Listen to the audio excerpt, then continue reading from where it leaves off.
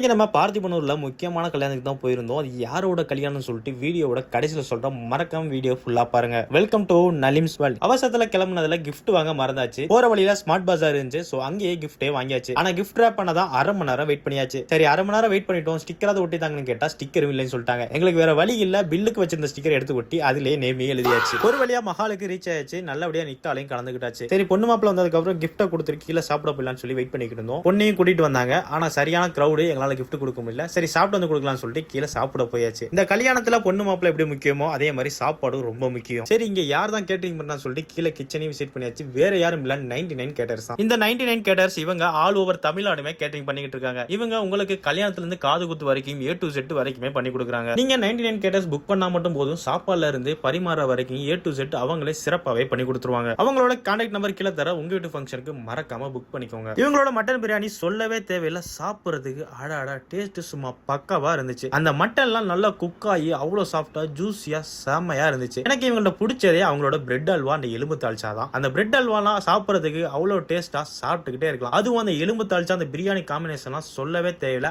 அடிப்பொலியா இருக்கும். அந்த இன்ஃபுளுன்சர் யாருன்னு தானே கேக்குறீங்க? அது வேற யாரும் இல்ல, நம்ம சஹானா மெஹந்தி ஆர்டிஸ்ட் தான். இவங்களோட கல்யாணத்துக்கு தான் இன்னைக்கு நம்ம வந்திருக்கோம். நல்லபடியா கிஃப்ட் கொடுத்துட்டு அவங்க கிட்ட கொஞ்ச நேரம் பேசிட்டு வாழ்த்தையும் தெரிவிச்சுட்டு வீட்டுக்கு கிளம்பியாச்சு. என்னோட சேர்ந்து நீங்கள் டிராவல் பண்ண மறக்காம பேஜையும் ஃபாலோ பண்ணிருங்க.